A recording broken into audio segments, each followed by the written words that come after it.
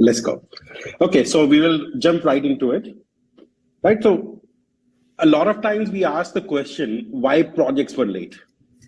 And there's a due date, there's a scope for it, there's some task time. This is how you come up with a due date.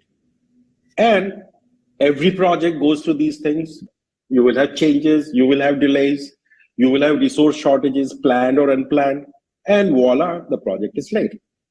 So every time we ask the question why a project was late, these are the answers we come up with. Right? So you can read aggregate studies of why projects are late at the Department of Defense. This will be the list of reasons. You can come up with a study on construction projects in India. This will be the study. You can come up with construction projects globally. This is what you will get. Can read the reports from pharmaceutical development projects. You will get the same litany of things.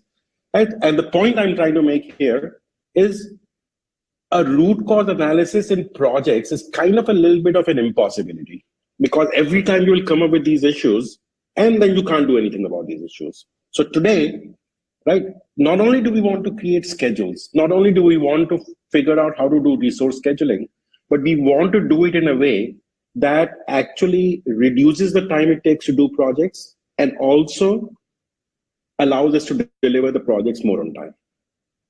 Right? So as I said, these are the litany. This is the litany of all the reasons.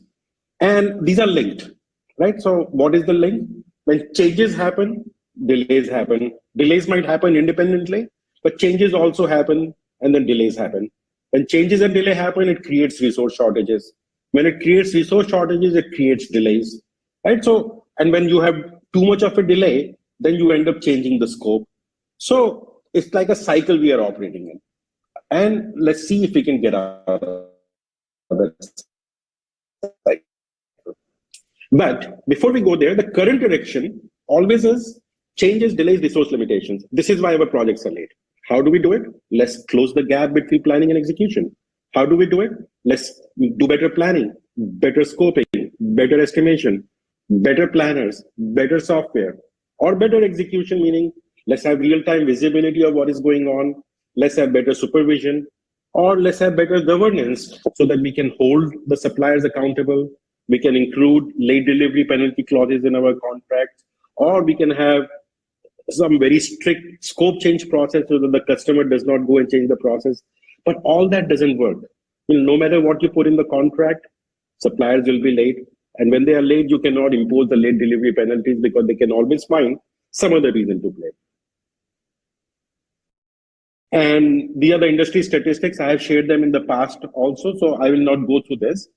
But I would encourage you, if you are dissatisfied with late projects in your organization, not to get disheartened and do the research on the internet and see that in your industry, how many projects are late. And you will find that you are not alone.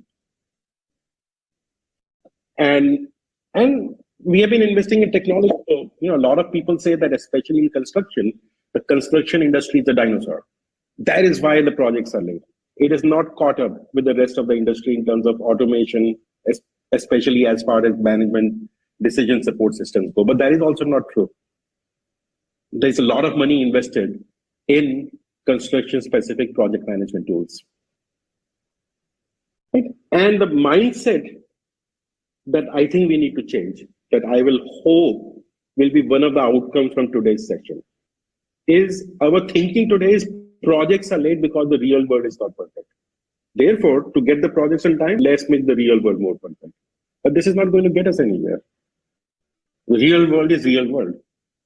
Perfection will not happen. Yeah, you can reduce the amount of scope changes. Yeah, you can reduce the amount of delays from your suppliers, but you can never make those factors insignificant in any project.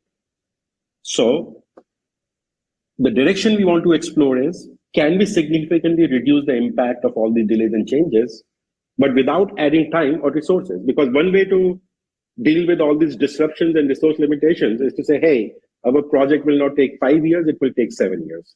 But that is not acceptable. Or our project does not need 2,000 people on site doing construction, it needs 3,000 people.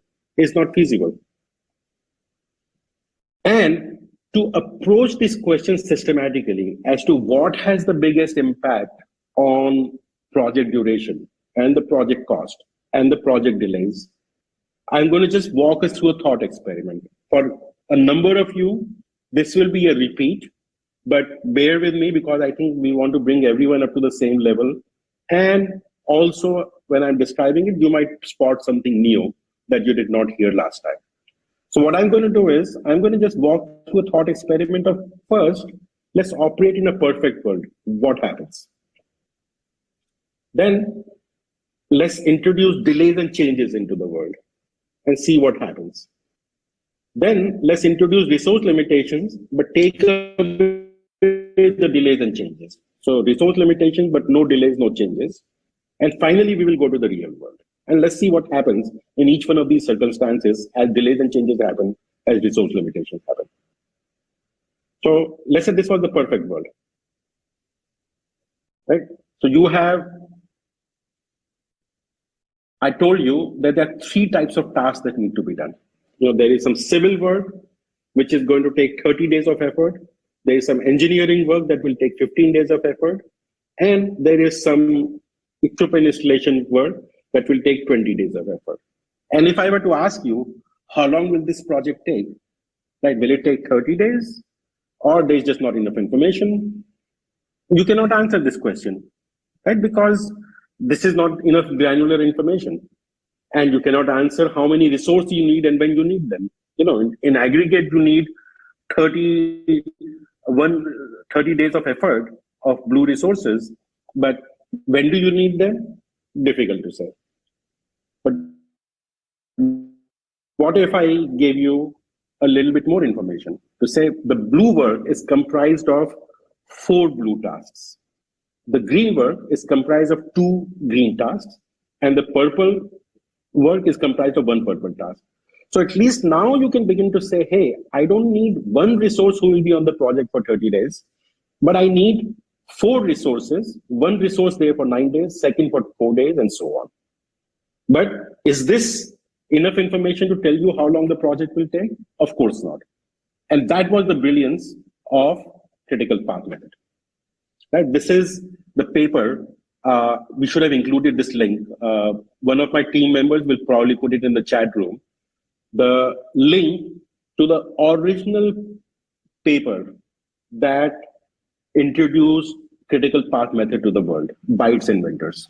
Right? So these are the criteria they said. The reason we are introducing this technique is because these are our objectives. We want to be able to do better prediction and planning. We want to be able to evaluate alternate plans for accomplishing the objective. We can do what ifs, right? We can evaluate the progress. And then they extended that to say that now, once we have figured out this technique, how much of a computing technology can we use to do this?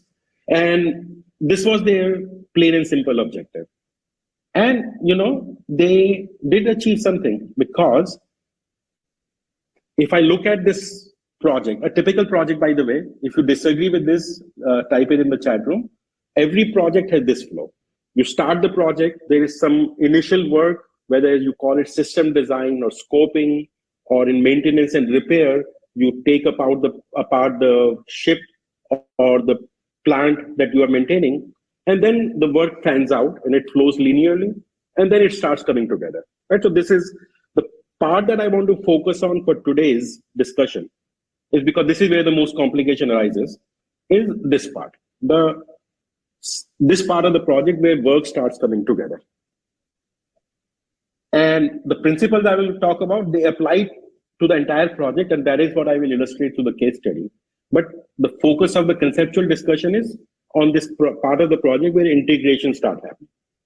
Now, with this information, which is, we draw the network diagram. Right? This was the innovation in the critical path.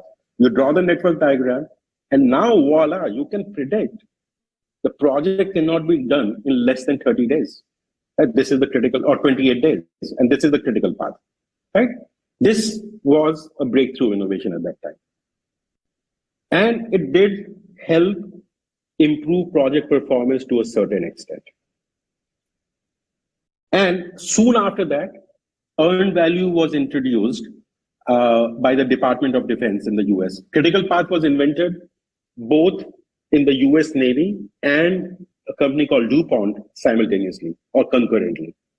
And earned value was introduced by the Department of Defense because what they saw in the power was, if I know the schedule of work that will happen over time, then I can assess at any given time how much of the work should have been completed and what that work should have cost, which is the basis of earned value management. Right now, let's see when the changes and delay happen. So the first task got delayed by 33%. The second task, blue task B2, got delayed by 100%. The fourth blue task got delayed by 67%. Other tasks, we were lucky they did not get delayed. And one of the green tasks got delayed by 15%, so minor, right? If I were to just not have this picture in front of me, and if I asked a project manager or anyone who is explaining the project delay, I'm sure they're going to say, you know what, our project was 50% over time because all these delays happened. This supplier did not deliver on time. And this bunch of engineers, this team of engineers really were delayed in submitting their drawings. And the customer approval did not happen, right? But if I look at the impact, it's only 2 days. My plan was 28 days and my actual is 30 days. And all they did was it shifted my critical path. That's all it did. And of course, the value here is that because there is a critical path and there's a not a critical path and there's a less critical path, delays on the less critical path do not matter. And only the worst delay, which makes some other path a critical path or extends the current critical path, is the delay that matters. And the net impact on the project, this is amazing. At an individual activity level, you have a lot of delays. But in actuality, the project is only 5%, 7% delayed, right? And 7% delay in a project actually counts as on time in people's perception, right? And right when the critical path was invented, the inventors in both DuPont and the US Navy were aware of this fact that the world of projects is not perfect. So they introduced the idea of PERT also along with CPM. And PERT has kind of two forms. One is in planning. You don't do one estimate. You do 2 or 3 estimates to see what is the likelihood, what are the different scenarios in terms of getting the project done. Right? What is the best timeline we can promise? What is the worst timeline we can promise to our customer? And during execution also, it plays a role by evaluating where we are in the project, and making a prediction in execution as to when the project will really finish. So again, CPM and PERT, great time inventions for their times. They took the project management discipline from a very art form to somewhat of a scientific form. But here is the conundrum again. In the real world, what we find is most delays and changes that should not matter actually matter, right?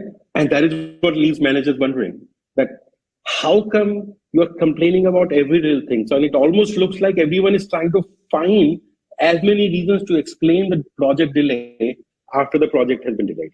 And they pick up everything and anything to say, this is why the project is late. One question for you is that in this world, will earned value still work? Right? We're not going to go into a discussion, but just think about it. Earned value, which relies on work scheduled versus work done, cost of work scheduled versus cost of work done, right? Will earned value give you an answer, or does it need to be modified a little bit? And I'm sure you all will say it needs to be modified a little bit, and you probably also know how to do that modification. Let's move forward now. Let's move to the world where activities happen as planned, but our resources are limited. And in this particular situation, we want to have 4 blue tasks done at the same time. And this could be like I'm laying a foundation in area 1, area 2, area 3, area 4. I need 4 crews to do this laying of the foundation, but only 2 crews are available. Or I need 4 engineers to perform 4 different engineering tasks, but only 2 engineers are available. And same thing for the green resources. I need 2 of them at the same time, but only 1 is available. And purple is no problem. I need 1, I have 1. So question now for everyone to ponder is, how long will this project take? And before that, there are 12 real world possibilities in the schedule. So remember, we have 4 blue resources, and the choice that the blue resource has to make is which 2 blue activities I do. And once the blue resources kind of decide there, it sets the flow for this baby project. I'm calling it a baby project, right? It's not a real project. Real projects are much more complex.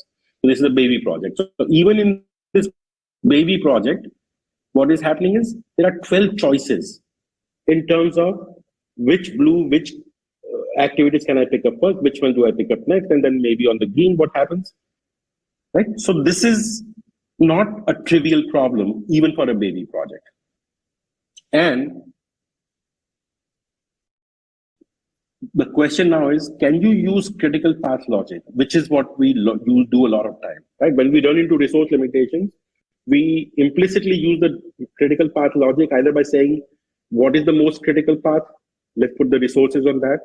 Or we look at the slack to say which path has the least slack, we give it the next set of resources, then we'll look at the slack and give it the next resources, right? So we use critical path method in some form or another, even informally, to determine how to allocate the resources.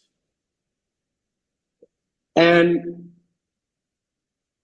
it's important again to see what James Kelly and Morgan Walker said.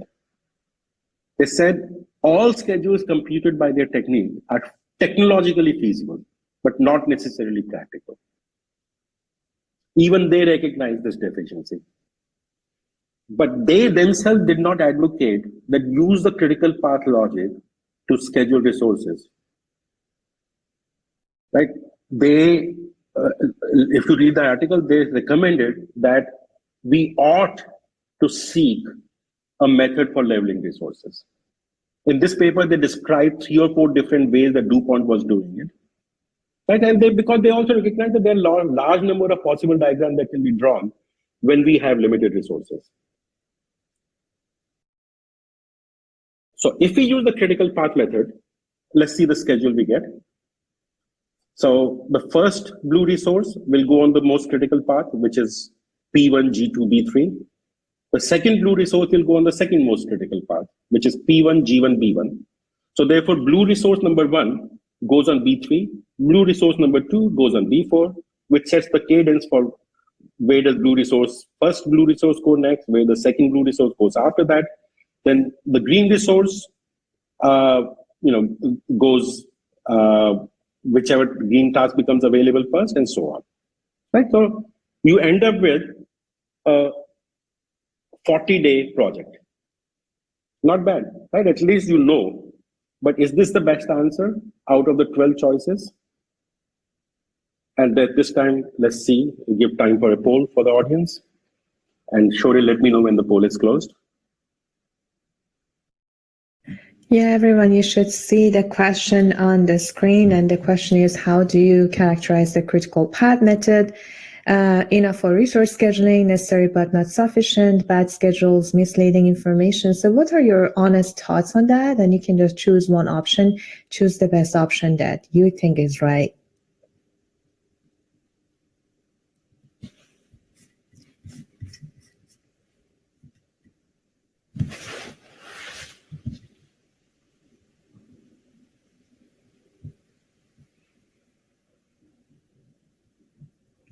Okay, we are going to end the poll. I hope everyone had a chance to respond. So here are the responses, Sanjeev. So almost all of our audience, 80%, think that it's necessarily, but not sufficient. And Summer saying, yes, it's enough for resource scheduling. And bad schedules, misleading information, 5% more. Okay, very good. So now let's see, I think in the sense that this diagram, the critical path logic actually does tell you when you need the resources. And if you can get those resources, then the critical path logic is telling you,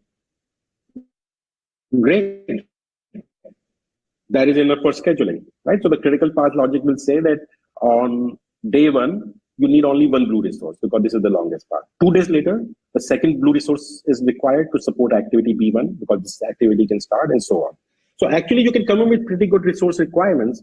And if you can get all the resources you need, critical path is enough for scheduling. But when you have limited resources, of course, it's not enough. We need something else to do it. But if you actually use the critical path logic for scheduling resources, you get misleading information. So at some level, all the 3 answers are right. It just depends on the context.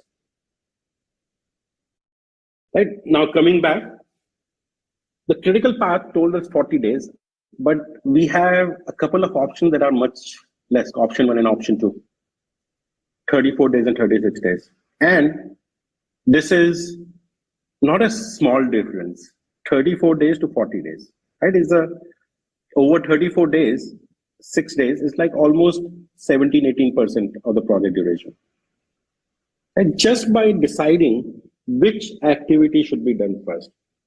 We have done simulations of multiple scenarios. One aspect is how complicated your network is. Second aspect is how many resources are limited and how severe those limitations are. And depending on, if we take real life projects, the outcome can be somewhere between 10% to 50% impact. Right? And you can do this yourself for your projects also to see that. But moving forward. Sorry, Sanjeev, we don't see your slide. I guess I'm not sure if it's just me or everyone. We don't see anything yet. Just for a second, we lost you. Okay, so do you see it now? Or do you see me, my screen? You know what, let's do this. Let's turn it off, turn it on again.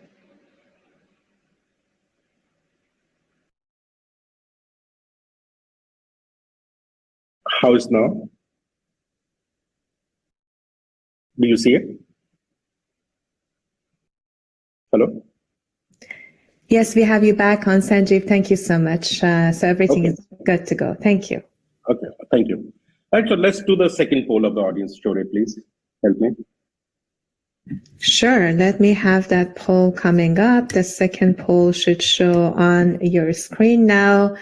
And again, following what Sanjeev mentioned, what scheduling technique do you use when resources are limited? I also had that question earlier at the beginning of this masterclass. And you can only choose one option in this platform. You cannot choose multiple. So choose the one that you use the most. So do you use critical path or stack logic? How many of you use Kanban, optimization software, and manual scheduling? And leave it to the execution. Let's see what your experience has been on this.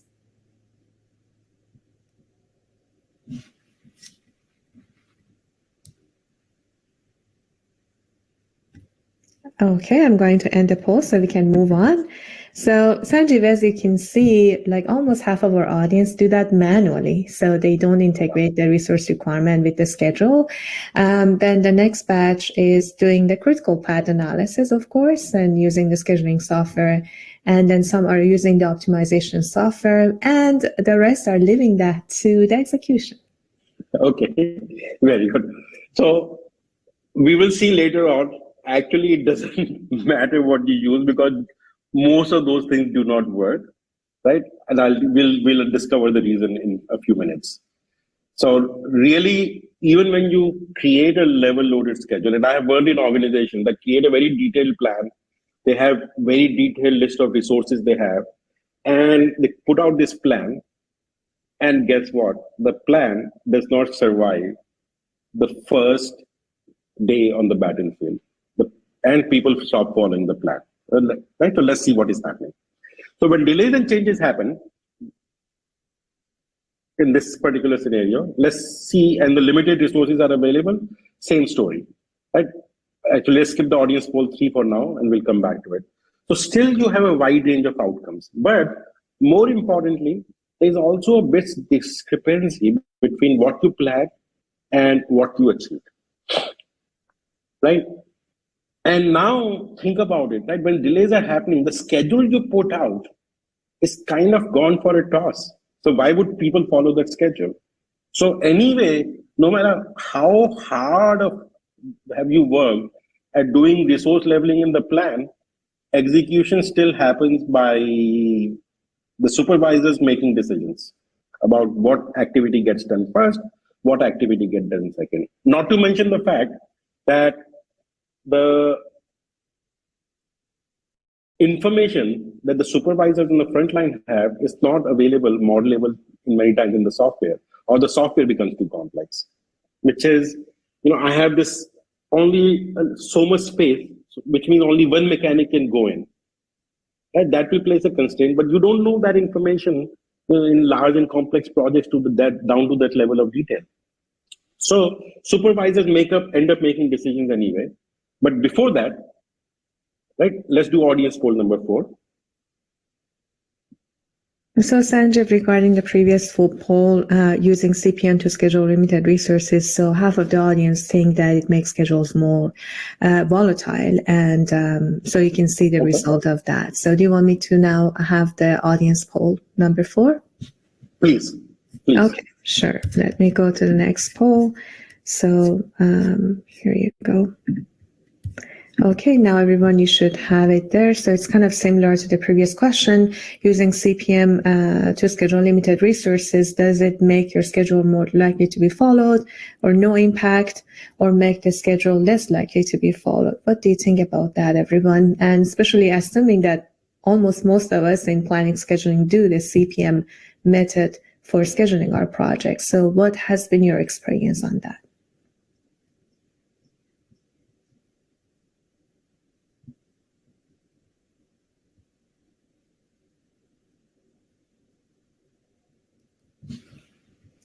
That's interesting. I really like the honest response of our audience. Thank you so much, everyone. So it seems that, Sanjeev, I think that's the responses you were looking for.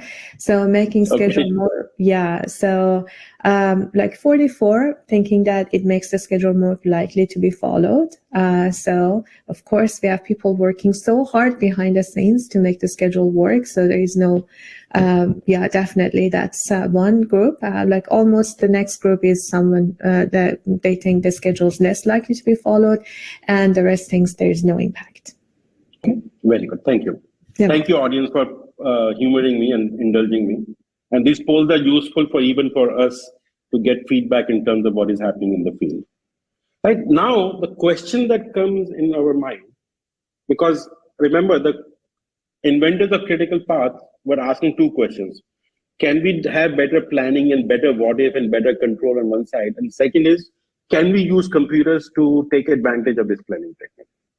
So now, given the fact that the number of permutations and combination of schedules are too many, and in large and complex projects, even coming up with one combination takes a lot of time.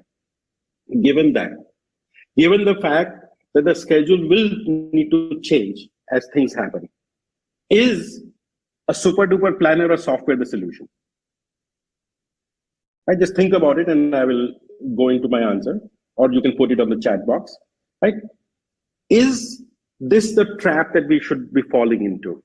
That because the world is very complex and because the world is very dynamic, let's use all the latest and greatest computing technology that is becoming available to us to help us with resource scheduling.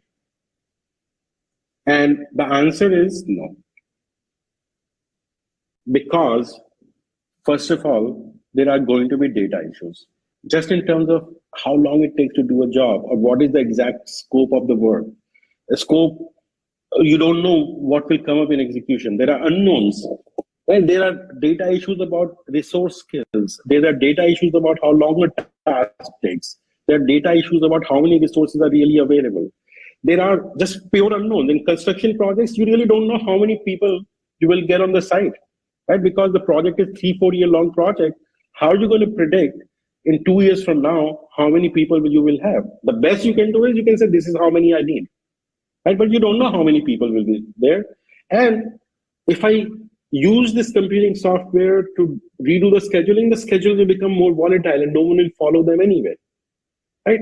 So if there is no other takeaway from this, one takeaway I would like you to have is that entrusting this complex problem to a computer is not the answer. Not to mention the fact that there is some information that human beings know that can never be captured in the computers. We talked about that. The supervisor on the front line knows something. He's discovering something as things are going. He's discovering that Joe did not show up for work today. He's discovering that Michael, his wife, is sick. Right? You will never be able to model that in the software. And I will at least suggest 3 essential qualities of a good schedule. Not only should it be efficient, which means the objective that we are trying to achieve. In this particular case, let's say the objective is to finish the project as fast as possible. And that is what we will take for today's example. So efficient meaning produce the fastest timeline using the least resources. Second is it should be robust. Robust meaning if my data is bad, if delays and changes happen. The schedule should be robust so that the date that we promised to the customer still holds. Moreover, the instructions we gave to the people, they are not flip-flopping every day. It's not that previously a supervisor was changing the priorities based on who was shouting the loudest. Now the computing software, the software is also causing people to flip-flop their priorities, right? So the schedule has to be robust. And finally, it has to be simple for the reason I mentioned, that if people on the front line have to make some scheduling decisions which cannot be put into the software, and if the software is operating to some black box magic kind of an algorithm, the supervisor is going to make decisions not knowing what this algorithm is, and their decisions are going to be conflicted. So the logic that the software is using should be so simple that even if the software was not there, people on the front line will make good decisions. You just tell them the logic. Even better, the logic of the software should be so common sense that whatever good project managers would do instinctively is what the software will do. This is my definition of 3 essential qualities of a good schedule. And we don't have a poll for this, but if you disagree with this, please type it in the chat box. And before we move on, Shore, is this a good time for a Q&A break? Exactly. Yeah, let's have a quick Q&A, Sanjeev. And I want to start the Q&A by my question. I want to challenge the whole idea behind this, if you don't mind. You showed us, Sanjeev, a paper from back in 1959 from the inventors of the CPM, critical path method, telling us about the inefficiency of CPM schedules with resource loading and also with different scenarios, and as you just showed us. So, but as you know, that paper was very old. Back then, even we didn't have computers. So now everything is changed. The computer can do a lot of things for us. So, are you still challenging that thought that you're still thinking CPM is not working, referring us back to that old paper when there was no sophisticated software out there? That's so with good. all this like quick things that software can do and give you different scenarios, do you still think that it's not a right method that we're currently using? Very good. So 2 things I would say. That first of all, the critical path is not good for resource scheduling, right? This even the audience has accepted, even the inventors accepted. So I'm not saying the critical path is bad because it gives you bad resource schedules. It's not meant to do resource scheduling, and if you do it for this, use it for resource scheduling, and you don't have limited resource, you have limited resources, you're going to get bad schedules. And that is not the point. I think the second point I'm making is all this sophistication in the software that has come about, right?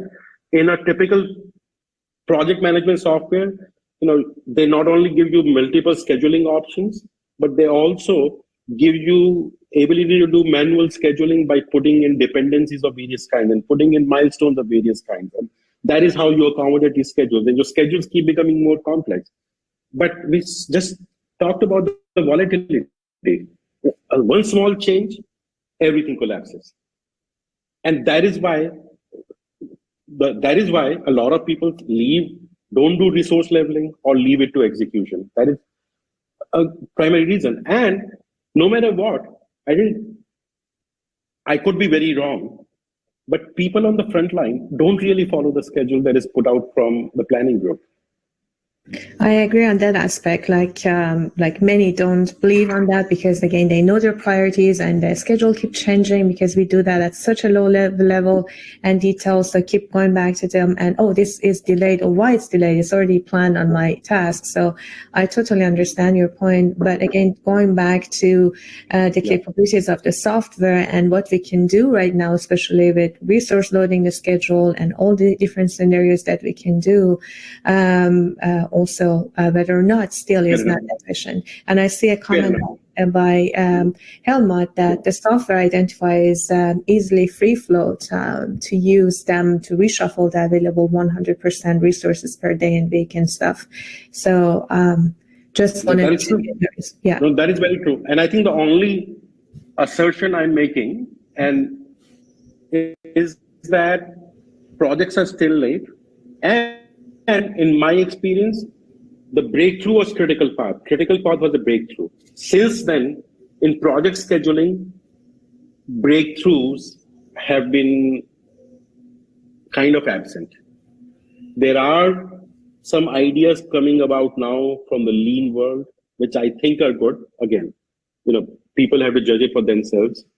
There are some thought processes coming about, but there's not been a breakthrough like critical path method was, to say, okay, let's at least create, understand what our schedule might look like. Let's at least understand what the resource requirements are. In that sense, critical path works, but all the resource scheduling techniques, they kind of don't work. So the breakthrough is still absent.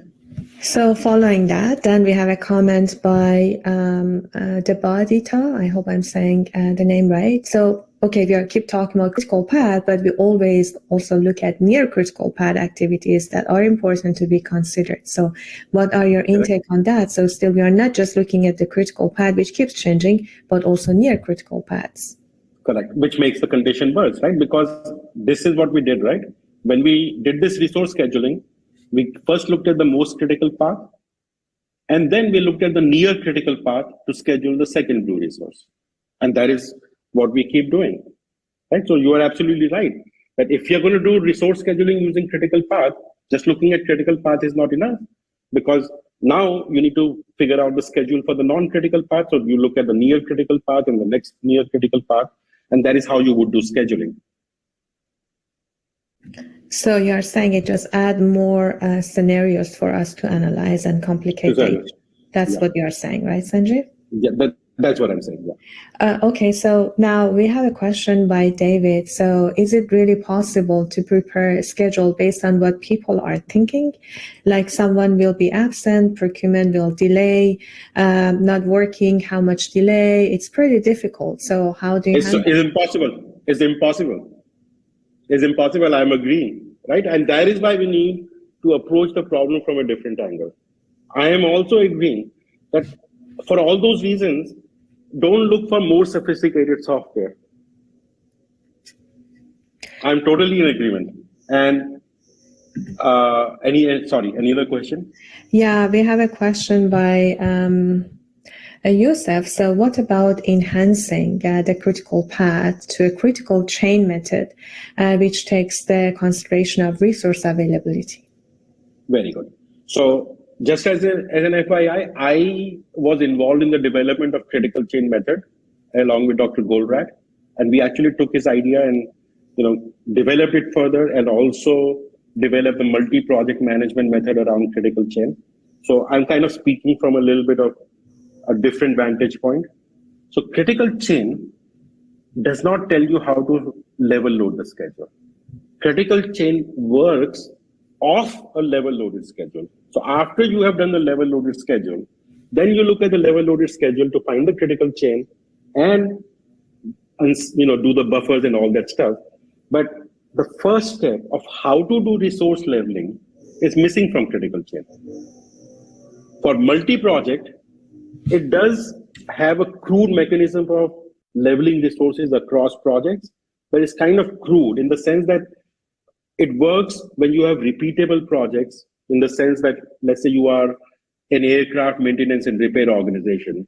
So you always get the Boeing 737s to schedule, so they more or less look the same. So I understand the resource profiles will be more or less the same. So I can use that crude idea to do the multi-projects leveling of resources. But to make it just a little bit more complex, it stops working. Okay, so that's very good because I'm very happy to see Ihab Girgis here joining us. And he was one of our presenters at the summit talking about critical chain method and his practical experience on the topic. So Ihab, if you have something that you want to shed more light on that, please go ahead. But he also has a question or a comment. So he's saying, before we even start resource loading, do we trust our critical path? Do we trust the logic and durations implemented into the critical path? Are they true? That's a very good question. That's a great question. And same thing, that these things are real. You're pointing out real issues. And yet we need to create a good schedule. Because all that is fine, right? I remember when I was in engineering school, one of the quotes I remember from my mechanical engineering design book, where the author said, I might not know the physics and the science of materials, but the aeroplane still has got to fly. It's the same thing in projects. I might not know how long a task will take. I might not know how many resources will be available, but still I've got to commit a due date to the customer and meet it. And that better due date better not be 5 years out. Exactly. And we also get comments about that too. Also, yes, it's really important. Do we trust the critical path? Depends on the proper logic, depends on a lot of things, so we can trust that. So thank you. Yeah. I really like the transparency of our audience here. So thank you everyone for the comments. Yeah. That's very good. Thank you. Yeah. Right, so really, if we just rate critical path scheduling in the world of limited resources, right? So this is an important condition. In a world of limited resources, in my opinion, critical path scheduling does not give you an efficient schedule. Sometimes it might, but most of the time it will not. It does not give you a robust schedule because the schedule becomes more volatile. And it is definitely not simple because to incorporate the critical path based schedules, either you need to trust what the software is doing, or you need to do it manually, and you end up making the project schedule even more complicated. Okay, and Sanjeev, it's better to stop the questions because we have a lot of audience who are seriously looking forward to the solution. So they're interested to know what your strategy is. So here you go. Very good. So let's go there. So right setup. Thank you, sorry. So let's go to the proposed scheduling logic. So all we are proposing is something very simple, and think of it more like a scheduling strategy, not a scheduling algorithm. And the strategy is simple, recognizing that if we look at those 12 options, there were 2 options that stood out, and the other 10 options were always bad. In the real world, it might not be that clear cut, but look at this, right? What is the difference between the left side and the right side? In the left side, my blue resources work, but my green task cannot start because the second part of the work is not done. So projects take longer. In this case, whether I do this set of activities first or this set of activities first, the point is that once I finish these 2, my green can start working. Right? Really, this is the rule that we are proposing, or the strategy: focus and finish. Concentrate your resources around as few integration points as possible. Doesn't matter what the critical path is, whatever you choose, but make sure if you have 2 resources, and which means you can support only 1 green point here, put all your resources there. Don't spread them thin. It's the simple. For clarity for everyone, what do you mean by integration points, so everyone is clear moving forward? That's great. That's great. Thank you. So one obvious integration point is when you do the when you have installed the various systems and you integrate them and you start doing their testing, right? So let's say you're building a petroleum plant, refinery, right? So all the equipment is installed, it needs to come together, be coupled together and test it. So that is one obvious integration point. So you work backwards from there. Then for each set of equipment, there will be similar integration points. Think of it like assembly points, right? That is an obvious one. Another integration point is I need 50 drawings to be able to place an order for one set of equipment, and I also need 70 drawings to place orders for another equipment, right? So that is an integration point. All those 50 drawings need to be done before I can place an order.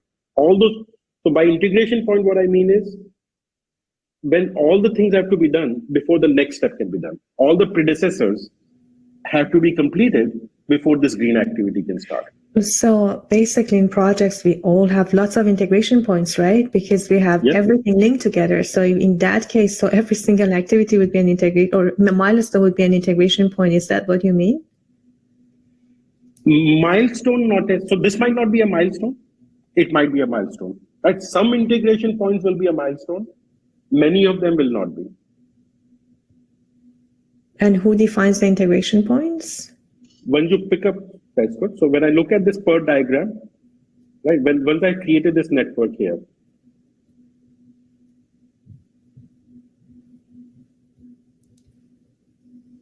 right, in this network, what I mean by integration point is basically parallel activities that come together. Right, so once I have drawn the PERT diagram, this is an integration point because you have these two parallel predecessors. So you have two predecessors to this task. So maybe a better definition is when a task has multiple predecessors, it is an integration point. This task has only one predecessor. So there's no integration happening here. Is that a little bit clearer? That's right, but in real projects, we have activities that some of them might have a lot of links going to that, as you said. Yeah. So basically the major ones that have a lot of predecessors, that's what you are saying basically here. Yes. Just wanted to clarify that concept. Thank you so much, Sanjeev. Yeah. And thank you for asking. And I think, it's still kind of a little bit difficult. That is why I'm going to try to work through an example of a real project, because beyond a certain point, just the logic is not good and we need to see real examples. So I'll try that. There's a second thing that is happening, which is when I do this, then all the delays don't matter, right? A 4-day delay here and a 3-day delay, the only delay that matters is 3-day delay. In this case, this 4-day delay does not matter because this is 11 days, right? So this is the second part.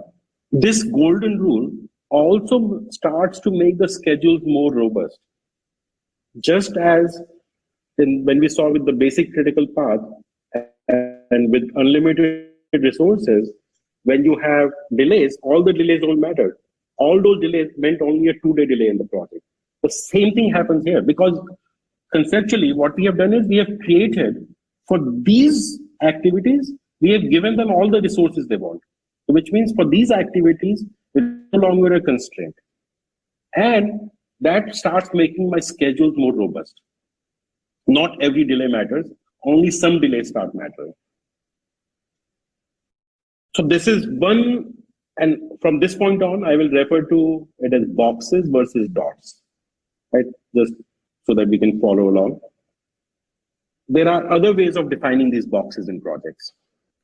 So when you have activities that don't necessarily integrate in the sense that this blue and this green don't feed into the common successor, but they need to be done together because while the mechanical engineer is doing their design, they want to exchange information with the electrical person. Electrical person needs to share information with the mechanical person.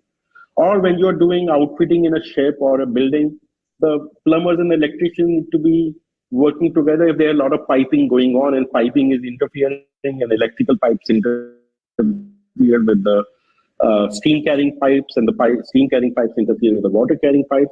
So they need to work together. And just having resources for blue and not having resources for green is not a good idea because then the plumber will come, they'll start working, they'll make some assumptions and they'll have to do rework. So the better condition is that the plumber and the electrician and all these people should arrive together and work as a team. So we say, okay, when we level the resources, we're going to treat it as a box, and our resource is not sorry, a plumber Sanjeev, or electrician. we lost you again. If you can just refresh and reconnect. We saw you leaving the room, and if you come back again, that would be great. We just lost you a second. Is it okay now? I don't see you Can you back. see me? How is it now? We hear you, but we don't see you or your slides. Okay, so let me put this. Let me put the slide. Try to put the slide back again. So I will unshare and share and see what happens. How about now?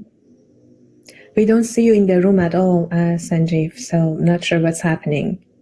It might be the internet that dropped for a second and we lost you.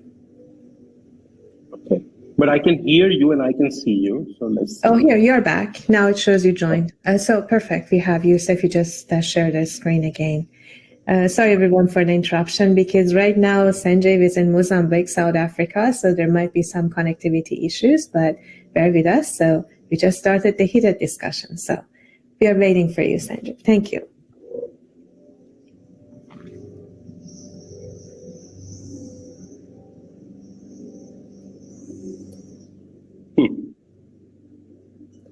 Okay.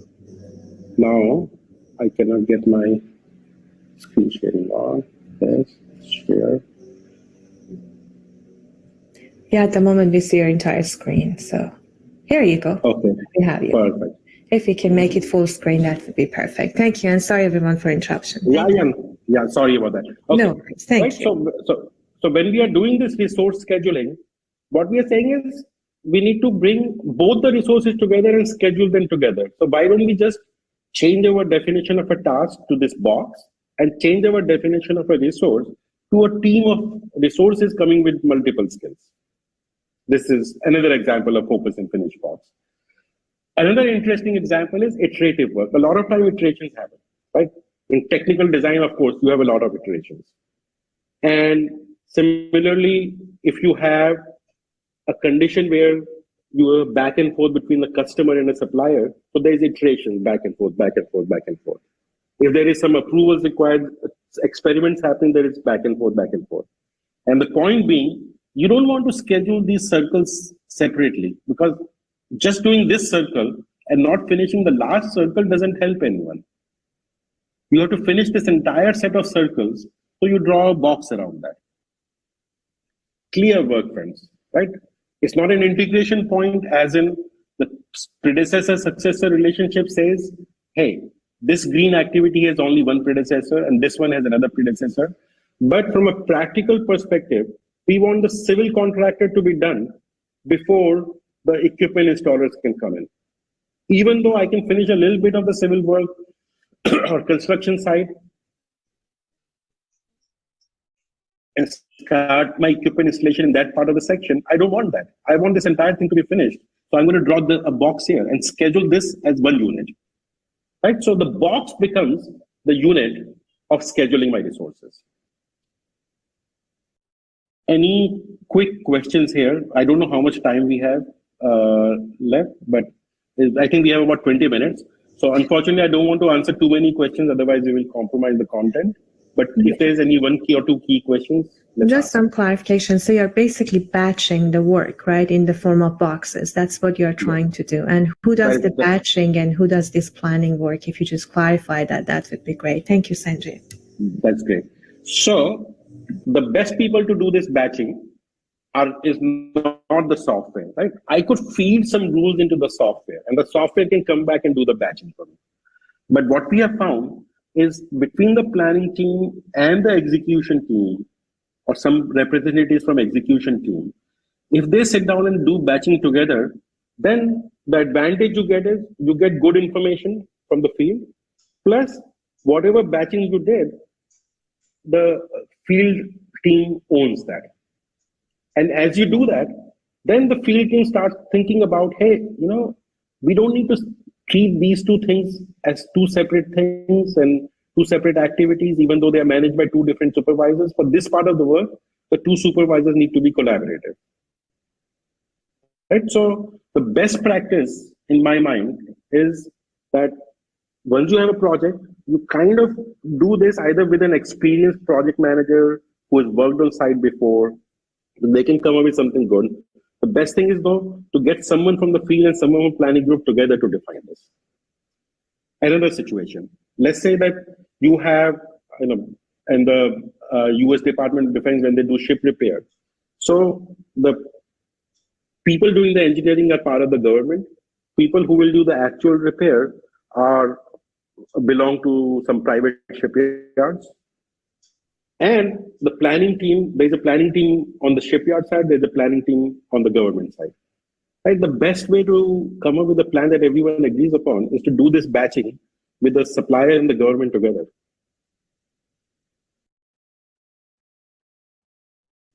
Thank you so much for clarifying. Now we'll take this example. Unfortunately, I will have to breeze through it because I want to respect your time.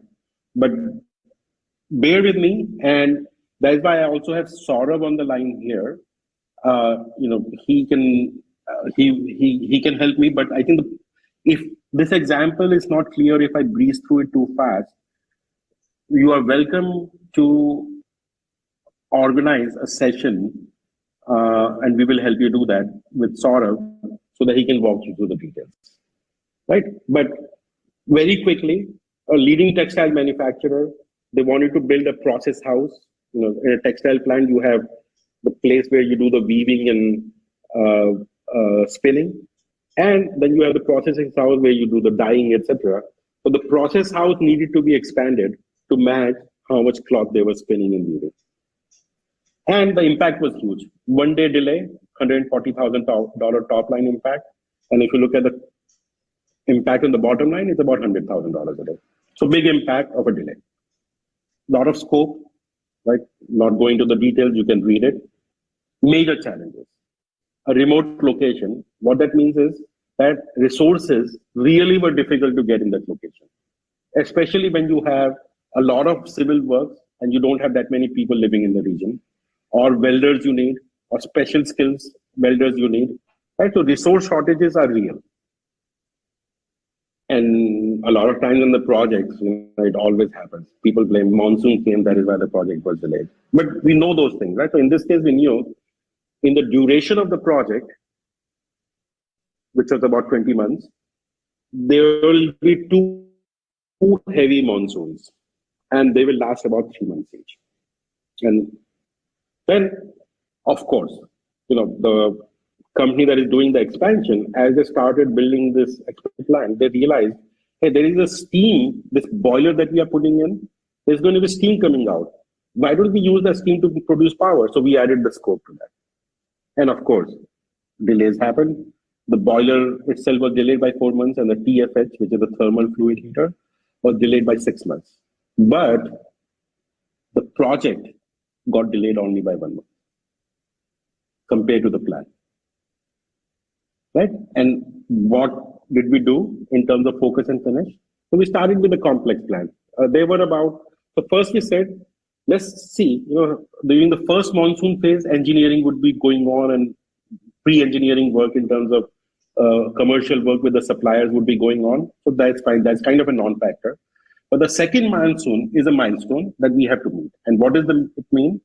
That during the monsoon, not only can we not do work, that civil work, the work that gets done out in the open, but we cannot leave unfinished work, because that will mean that we build something and now the rains come in and they destroy everything that we have built. So we have to finish this work for sure by the monsoon. And once we finish this, the other advantage is in the monsoon period, we can start doing some work that can be done indoors. Right? So monsoon really meant there was a very strict milestone on the project. And if anything went into that, exceed that milestone, that would have an inordinate impact on the overall delivery of the project. So that is what the monsoon means. But this was the project plan leading up to that, right, at the dot level. Remember I talked about dot level and box level. So this is the dot level plan. It had about 3,000 tasks. Right? And this is the list of various equipment and different streams of work. Right? Let's not go there. But let's see how we started doing the batching, because Shore used the right term, batching of work. So if I look at this commercial activity, right? So I float a tender, I get the offer from the vendor, then I start doing the negotiation of terms and conditions, and then management starts intervening, and then I have to go. There's an iteration going on here in terms of the redoing the offers and re-getting the submittals. And you are going through multiple rounds of negotiation, then you issue a purchase order, and then you get your binding data, which engineering team can work on. So in a brief nutshell, that is the activity, right? Now, what we don't want is, we don't want half-finished work here and here and here and here and here and here. So, and we don't want this resources to be working and this team going and wandering and doing something else. So we said first level of batching is all this is a multi-skilled task. And when we move resources, we are going to move resources in a unit. So it's not that some resources will be on the second bar and some resources will be on the first bar. We will move the team to the first bar, first box, second box, third box, fourth box, if we run into limited resources. By the way, in this project, we knew how many internal resources we have, but as far as engineers and civil works goes, we did not, right? We will get there in a moment. So this was the first level of batching of procurement tasks, and the main consideration was some integration and some iteration requirements. Then we move forward. We said, in this phase over here, working backwards from this integration point of the civil works, we want to make sure that this set of activities get done so that this work can carry on instead of splitting our resources between this activity and this. This is all civil works activities, which means working backward, engineering also has to be synchronized with that. So working backward from this integration requirements, we say the engineering work is also going to be moved around like this. So we are not going to take some engineers and put them here and some engineers and put them here and some engineers put them here. We're going to put all our engineers into this box. And we're going to move them as a, right? So this started creating the second level of boxes. Excuse me. Right, and same thing in the bottom portion here, the PEV portion, right? So it's a similar situation. The PEV structures, they need to be erected, right? But the PEV structures, they get erected at a very high volume rate, high rate, which means everything that is feeding into them has to be completely done. So we don't want the feeder resources to be spread thin. So we said, you know what? All of that is one activity. That is how we're going to move resources. And came up with something like this. And the next round of batching, once we had done this first level of batching, we still had the opportunity where resources could be spread thin in the sense that, you know, some blue or some resources could be working here and some resources could be working here. We did not want that. So we did one more level of batching. And this is the resource deployment map or the focus and finish map that we came up with. And for the overall project, this is what it looked like. And this is a representation of a project plan. But overall, at the dot level, there were 3,000 tasks. At the box level, there are 150 tasks. Right? So already you are dealing with a much simpler plan. And now, actually, at this level, because we have gotten rid of a lot of integration points, a lot of choices about which one things to do first has vanished. At this point, I can start to do even manual scheduling. I don't need a software, or I can have some very simple scheduling logic because I'm not making choice about multiple branches feeding into same integration point, same successor activities. So my scheduling process becomes simple. And guess what? I don't care how accurate these small boxes or the dots were. All I care about is a good enough estimate at this box level. Right? And I'm sure all of you will agree that once we have some granular information, it's very easy to get a very good estimate at the box, this level, versus at the dot level. Right? So the schedule starts becoming simpler. I'll get into why it became robust, but it starts becoming simpler. And it starts leading to something where people can create efficient schedules on their own. This is a very, it's not a complicated network anymore. It's more linear, and it's easy for people to now make decisions about scheduling. Right? We have 10 more minutes left. So this part I'm really sorry is going to be really breezed through. So what was the impact? That if we, at this time, as I said, we did not know what resources we will get. So imagine there are these 3 work streams of dot level activities. At the planning time, we don't know how many resources we will get. But in execution, we find out, hey, we can support only one of these work streams at a time, not 3 work streams. So if we could support all the 3 work streams, the project would take 16 weeks. But now what? Right? We get only 1 work stream. So if I had not created this box level plan, and if I had used the critical path logic in execution to manage the resources, this is how it would have kind of looked. Right? And you will finish the dot. Of course, there will be some overlapping activities you get, because at the dot level, you can finish some blue activities and start the green activity while some of the blue activities are still going on. And you would have gotten a schedule of 37.5 weeks. This is assuming a perfect world. No changes, no delays. But when we use the focus and finish map to deploy resources, which says this box, we're going to put a box around this for 5 weeks. And we will move resources only when the box is finished. This is the beautiful thing. Even if I did not create a resource level plan, I can make very good decisions about scheduling and execution. So I'll finish this box, then start the next box, then start the next box. This is the only rule. And when we do this, look at things that happen. First of all, my project duration is only 30 weeks because I'm able to start the green activity much earlier versus here, and the purple activity even earlier than over here. And so that is why how the project finishes faster.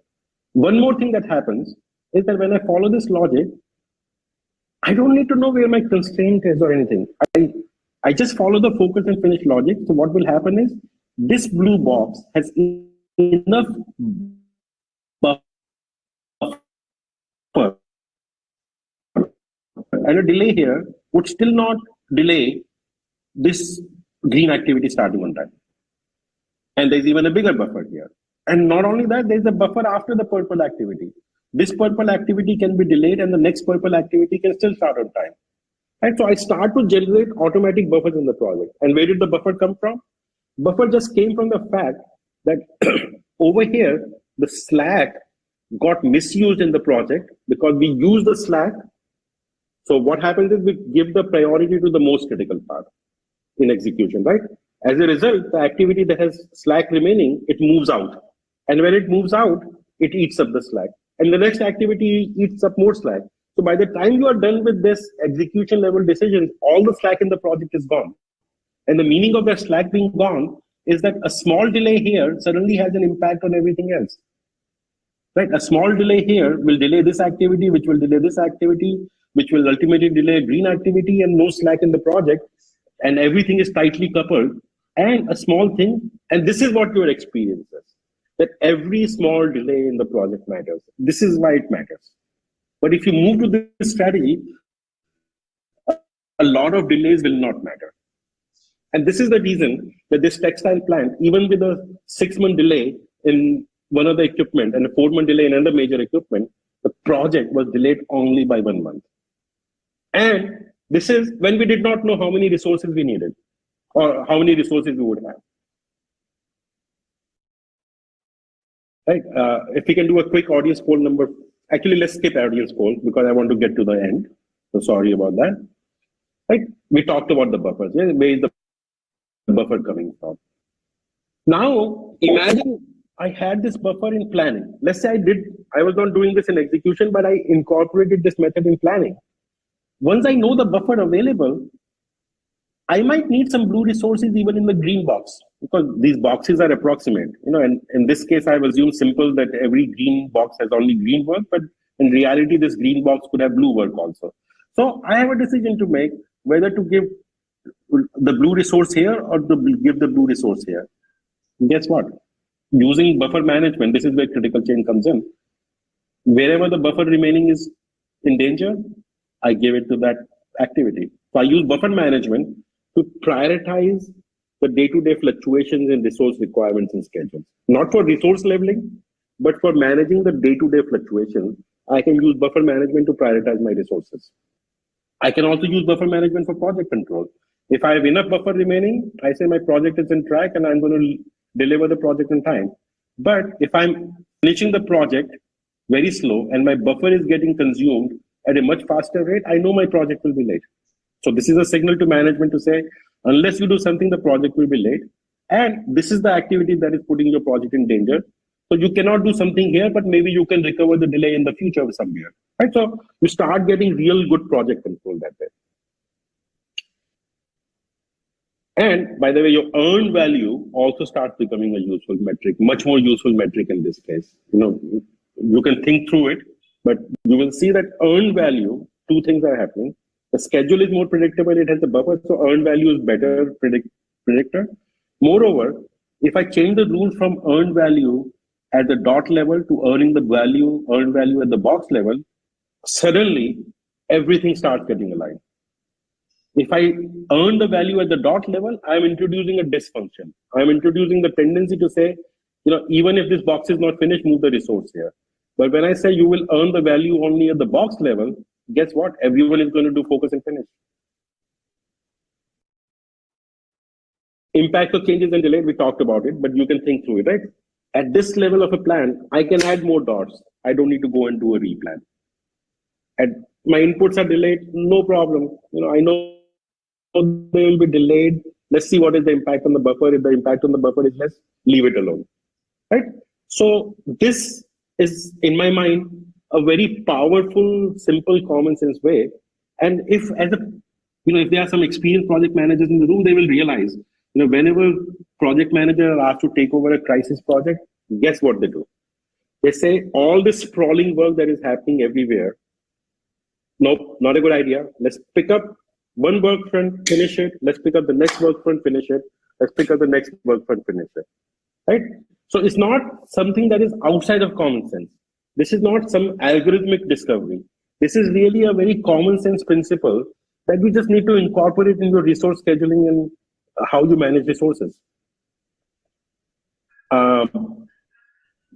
People will get, I think, a copy of the PowerPoint, but I think the complication here is that ideally I want not a separate box level plan and separate dot level plan. I want the box and the dot plan in the same place. And I do my progress reporting at the dot level, but I do my project control at the box level. I do my estimations, etc., sometimes at the dot level and the box level, but I do my resource leveling always at the box level. Right? And it's for you to judge. This focus and finish flow-based scheduling in a world of limited resources, is it more efficient? Is it more robust? Is it simpler? So with that, whatever,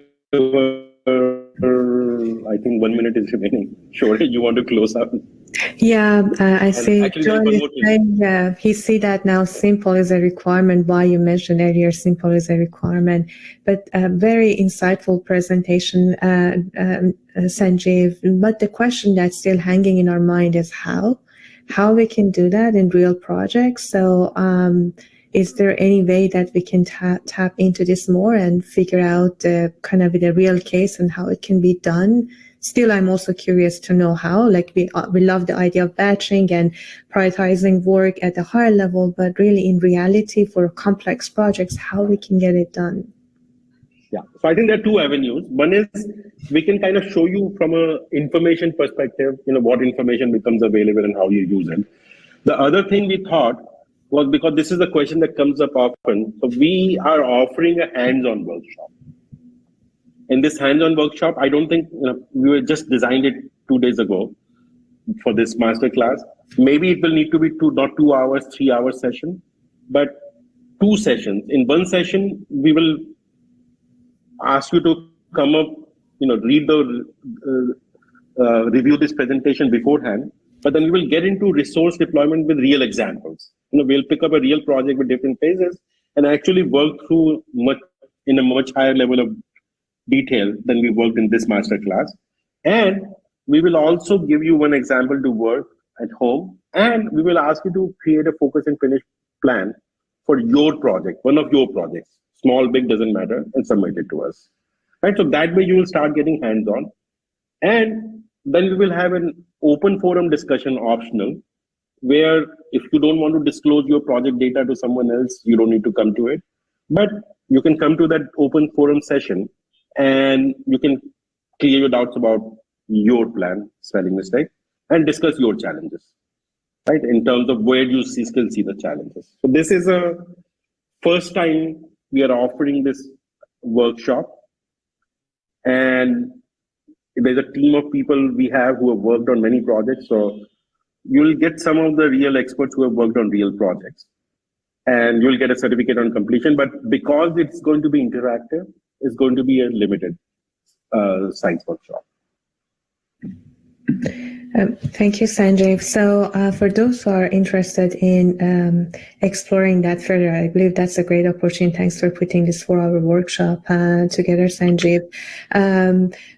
Just several questions are left from the audience. Can we have 5 minutes to go through the questions regarding the Absolutely. presentation? I have as much time as you want, yes. Yeah, so if we can unshare the screen so people can see you, and then we can go through the questions, that would be fantastic. So regarding, if you just click on unsharing, that would be great. Thank you so much.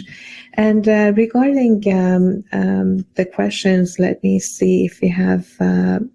So we have a question here. The example is great, but it simply deals with the work as 3 separate projects, meaning that there is no dependencies across the scope of work between stream 1, 2, and 3.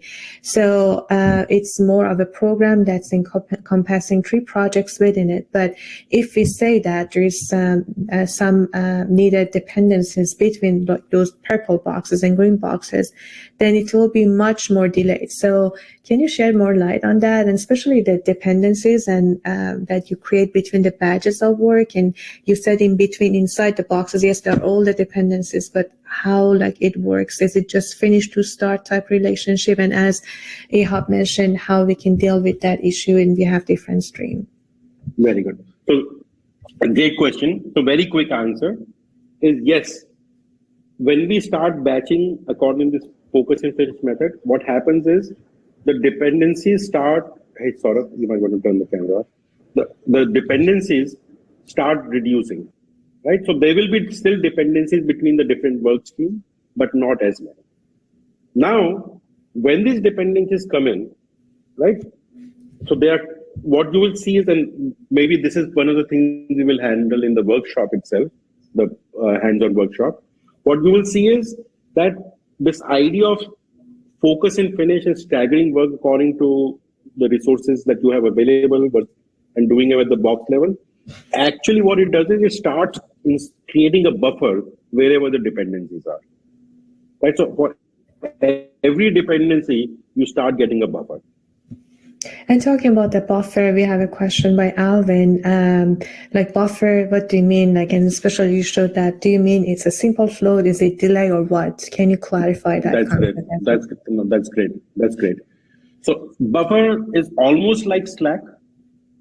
It's almost like Slack, right? In a critical path project, you have Slack. But the only thing we are saying here is the Slack is not like between the earliest possible start date and the latest finish date.